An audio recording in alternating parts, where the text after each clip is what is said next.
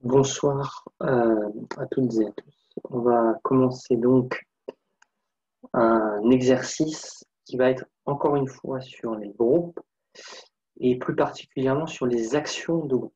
Donc l'énoncé, vous l'avez. Si vous voulez un petit peu de temps pour essayer de résoudre cet exercice, sinon vous avez deux indications qui sont présentes ici et ici. Donc, première indication, en gros, l'idée, c'est de se dire que si on prend un élément de Sn et on prend un n-cycle, eh bien, lorsqu'on fait, vous voyez, donc, on prend cet élément avec donc ce n-cycle et l'inverse de ce. Donc, je rappelle, hein, l'inverse existe puisque Sn est un groupe, donc il n'y a pas de problème pour l'inverse.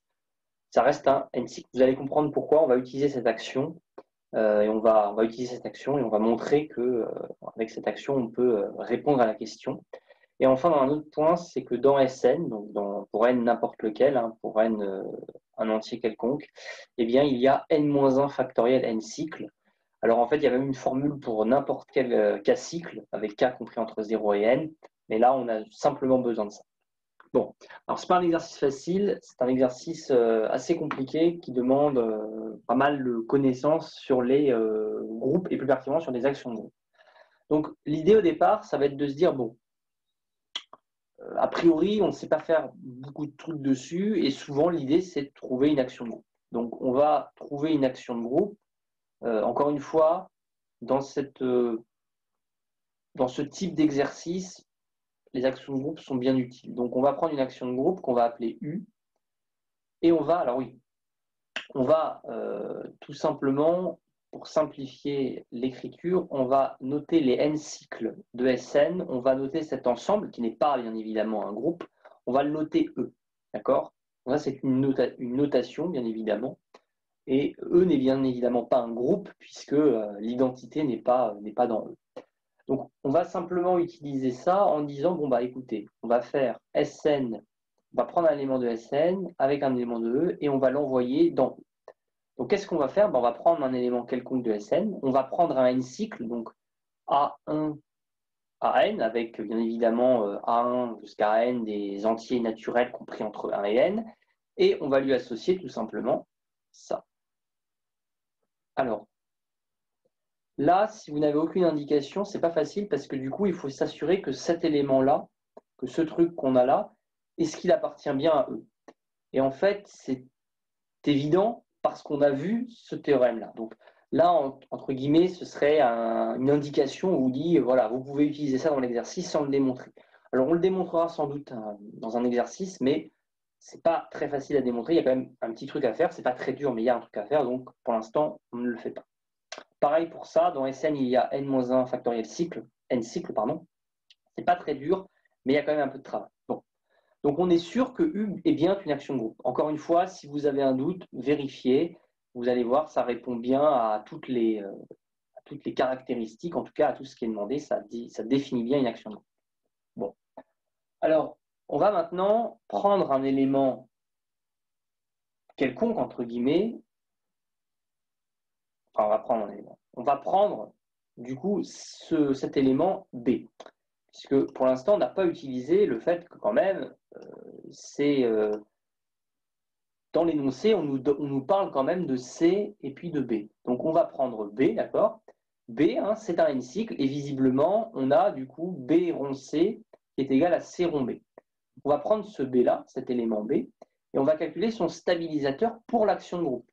Donc c'est-à-dire, en fait, ce sont les éléments de Sn tels que, quoi? Tels que ça rond B rond ça est égal à B. Dit autrement, en fait, c'est les éléments qui commutent avec B. Que vous voyez que je suis en train d'écrire ça, en fait.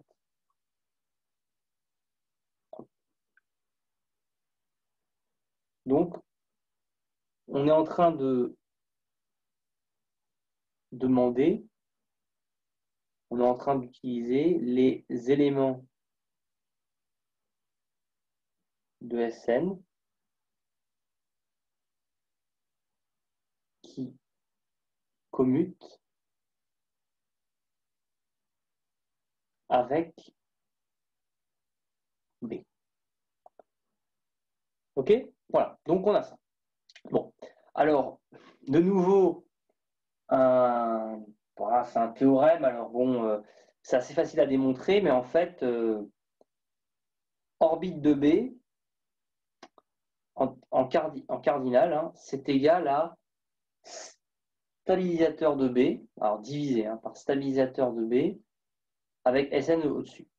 Alors bon, encore une fois, c'est vrai que c'est pas forcément trivial. En fait, on peut montrer un peu mieux.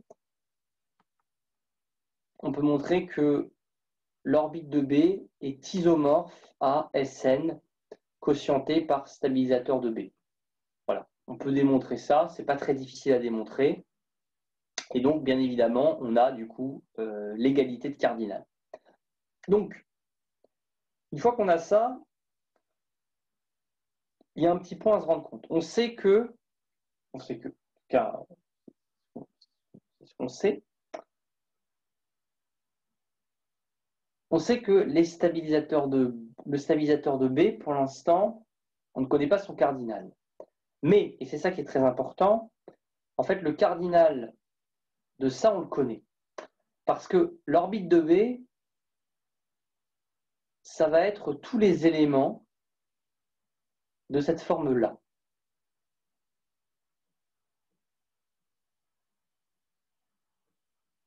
Et ça, bah, vous voyez bien d'après la propriété en vert, enfin la propriété qui était dans le cadre vert, vous savez que cet élément-là, en fait, c'est un n-cycle. Et en fait, ça se démontre assez facilement aussi que au vu de cette formule-là, on se rend compte qu'en fait, n'importe quel n-cycle, on peut l'obtenir comme ça. C'est-à-dire en partant de B, puisque B c'est un n-cycle, hein, donc B il est de cette forme-là, il est de la forme A1, enfin B1, B2 jusqu'à Bn, on peut trouver un élément de Sn avec des particularités telles qu'effectivement on obtienne bien ce qu'on veut. Donc c'est-à-dire on est en train de dire qu'en fait, orbite de B, bah, c'est égal à E. Encore une fois, c'est pareil, si c'est un oral, vous pouvez simplement le dire, si c'est un écrit, vous n'avez pas besoin de démontrer cela parce que c'est quand même, disons, à peu près évident. En tout cas, c'est évident par rapport, si vous voulez, à la difficulté de l'exercice. Voilà. C'est-à-dire que c'est un exercice quand même difficile, on ne va pas s'amuser à tout redémontrer parce que vous voyez, sinon c'est très long. Donc on a ça. Et on a presque fini. Parce que du coup, on n'a que le stabilisateur de B, en termes de cardinal, bien évidemment, eh bien, il est égal à Sn divisé par le cardinal de l'orbite de B, qui est en fait E.